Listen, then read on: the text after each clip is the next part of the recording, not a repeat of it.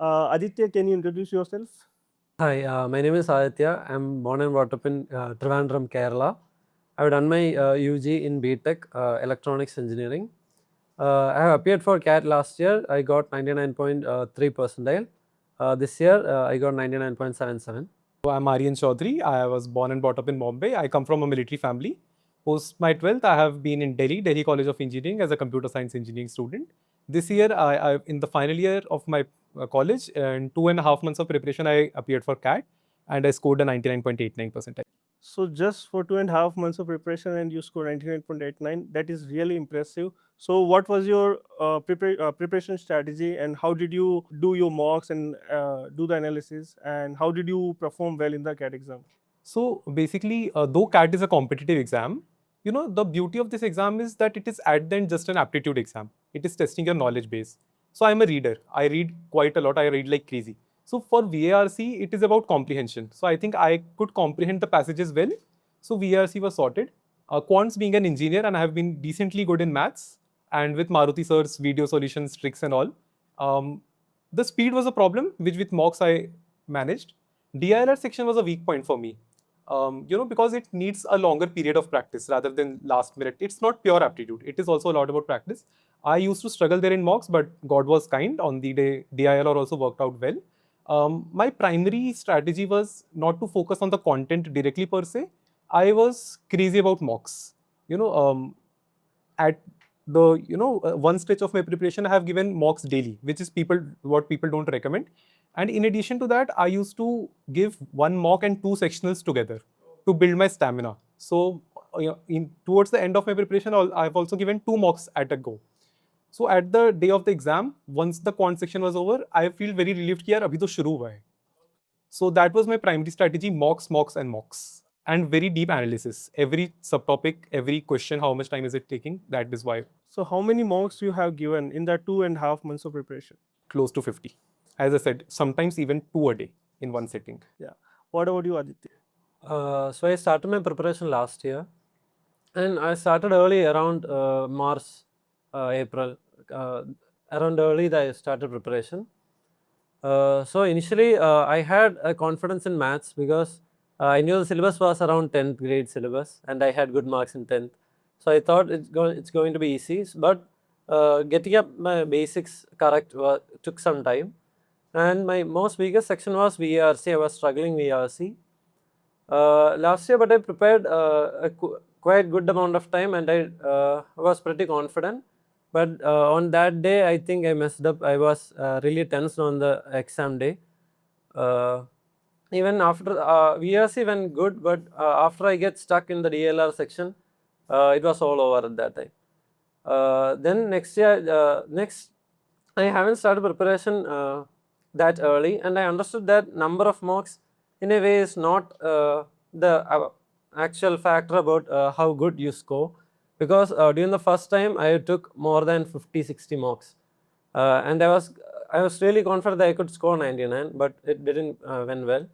So for the next year, this year, my strategy was not full on mocks.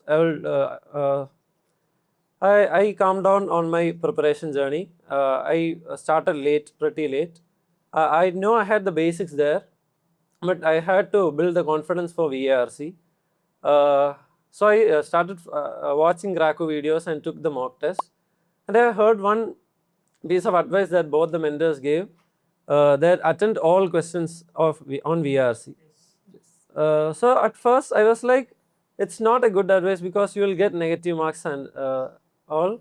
But when I started with that, I started working on the mocks with that advice, I get the sense of that advice, the accuracy that one will have, and how it's going to affect the attending whole will affect their marks. I get the point, and I felt pretty confident about it. So that was a main factor that Cracku had brought in me the scores in VARC. And the quant and DLR one, I was confident, but the score still, I was confident myself, but the 99 mark was, I thought it was out of reach. But there was a couple of videos from Maruti sir where he have talked about his insecurities, and how he had struggled. That made me feel that he is human and we feels connected. And I thought that it was possible for me to get there. And after one point, yes, I felt confidence while taking the test. On the D-Day also, I was confident getting into the exam center. Yes, so boosting my confidence and the VRC scores Cracku had helped me a lot. Just in addition to that, one thing that comes out common between the two of us, even if he has appeared for the exam last year, CAT is an exam of momentum. You have to go towards the exam day with a very high momentum. In my case, I had my end semester exams just in the week of CAT. So, the last mock that I gave was 3 days before CAT, and I just had a score of 46 there because I was completely out of touch in that 1 week. So I think that is one very important thing about CAT. It's not about the number of months you prepare, but the momentum you have before the exam day. And secondly, talking about Maruti sir, academically, a lot of people can do very well. It's not a very tough exam like JEE Advanced or something. But his aura, I think he's a very spiritual person as well. The way he talks, the way he conveys, he has this one video on his insecurities and failures back from IT Bombay days. I think that is something that, makes a connect. Today when I saw him and I heard his voice, it felt like, oh, yahi hai, insaan hai. So his aura is very raw, and that is what touches our hearts quite a lot. So you also mentioned that you prepared last year and you did not perform very well because of VRC. What was the strategy? You told about that you attempted all the 24 questions. Apart from that, what extra did you do for the VRC section that helped you a lot? So last year, my main problem was when I tried to attempt more, when I tried to increase speed, my accuracy decreases. So last year, my strategy was 3 RCs and rest VAs, because I thought reading, skimming through an RC is not the right approach, and understanding the RC was the point. I get that last year, but so I did 3 RCs last year. And last year itself, around starting the preparation, I started reading books. And I really like that I started reading books. I'm still continuing that. So my fear of reducing accuracy, and that's why I just skipped one RC. Then this year I understood that skipping one RC was a big mistake. Should complete our RCs. So I continue reading books. For a first few started with this strategy. For the first few marks, I didn't care about the marks. I thought I will just go with this method for at least 2-3 marks. And by the second and third mark, I naturally increased the speed to read, and I was able to attempt almost all questions. I also on the my strategy, I didn't include the para summaries, because I thought the time invested on one question for reading the summary and the answer was not worth it. So I skipped the 2 questions. Rest all questions I used to do in the mock sets also and on the D-Day. So what was your mock analysis strategy? Can you share your mock analysis, how you used to do mock analysis? So firstly, I used to take a lot of time in analyzing the mock. Sometimes it was upwards of 5-6 hours as well. So what I used to do was that rather than just looking at what went wrong and what went right, I used to pen down everything in an Excel sheet. Even the smallest of the things like quants. It is not about a question takes 7 minutes. I'll identify exactly which question took more than 2 minutes, what was the chapter. And what I analyzed was that though every mock test had different set of chapters, once I was upwards of 15 mocks, I saw a very clear pattern of which are the chapters jinke question take a lot of time. That pattern I would not have identified if I had not written it down on the Excel sheet. So say in geometry, in profit and loss. In geometry, I have taken wild guesses in the exam. I used to just think measurement itna hai, 2 option eliminate hote the, and I used to take it. And it worked for me. In VARC again, which type of passage is taking more time? So I used to go very micro about it. In DILR, I think we only need to get 2 sets right to get a 99 percentile. For me, I used to identify that what is the point when I have to leave a set. So for these 3 sections, these 3 method of analysis worked for me. For me, I was pretty good at maths. So while doing a mock, all questions I feel that I can do it. But some will be a trap. Some will take more time. So I made an Excel sheet pointing at that, which were the topics that are actually giving me marks. I may know the topic, may know the content or the theory behind it, but I kept note of which chapters give me the marks. So I kept working on that, and that has so that made me realize that arithmetic is in a way giving me marks. So I started prioritizing arithmetic more at that point. Then for DLR, I will just check if the set I had chosen was correct. Even if I get it wrong, I'll just concentrate on if I chose the right set. So that was the main point. VRC, I don't think I have pretty much like that well in analyzing it. I'll just note what was the main issue with the options that I chosen and what is the difference between that and the correct one. Okay. So how many questions you used to solve every day for practice?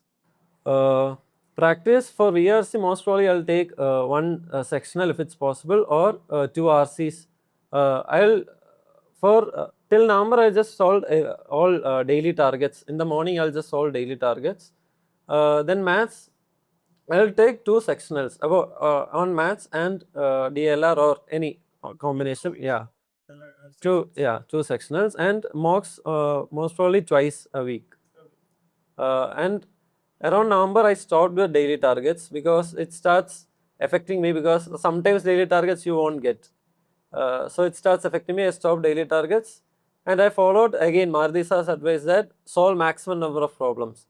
So November what I did was doing marathons. I have watched almost all marathon sessions that Cracku put out, and it's free on YouTube. It's really crazy that much good content is free on YouTube. So this year we had a lot of YouTube session from Maruti sir and Sally ma'am towards the end of the November before the CAT exam. So it really helped Aditya. So yeah, what about you, Aryan? For me, when it comes to practice in a conventional sense, it was only for the first 7 to 10 days of my exam preparation. Basically, what I did was that every PYQ, chapter-wise, I picked up and solved it. And again, I did that from the compilations that you have on your website. Again, it is also very beautifully designed. It has questions that you can practice and then solutions from Maruti sir and Saili ma'am. Post that, it was again, my practice was entirely mock driven. So as I said, 2 mocks a day, uske baad time bhi nahi bachta. So even 2 mocks a day is like 40 question in quants, 10 DILR sets. So it is crazy amount of practice. So mocks suffice for me for the practice point of view. Okay, so for you, I think mocks were the most important things that you use for preparation and analysis. It was because the nature of my preparation was such that in a last stage, the best thing that I could do was go and kill the mocks. Okay. So any advice you would like to tell to people who are giving the CAT 2026? People who can start now, they have a lot of time. So what advice would you give them? I think the main advice would be confident. That like don't be scared of that 99-point mark. You can achieve it. Be confident about it. The rest schedule and all, everyone will follow. I will be a track after some point. I think confidence is the key, and not being afraid of that 99-point mark is the key. Yeah. My message would be that CAT again is a competitive exam, but it's an aptitude exam. So if you have a plan of going for an MBA, please try to build your aptitude rather than just preparing for CAT. Read a lot, read on varied topics. Firstly and secondly, as he said, take a leap of faith. You know, talking about my story, I entered into the CAT journey because I was into something else and I faced some mental health problems. I had to pivot back here. So nobody told me that as a gem fresher, I have to score that high. I was unaware.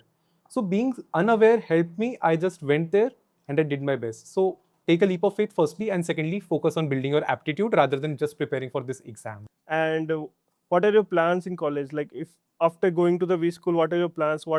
Have you thought about anything specific that what you will do in your college life? So as of now, most of my peers are engineers.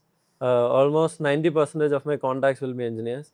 So I'm hoping the B school atmosphere will be different, and I will get to meet with people with all kinds of background.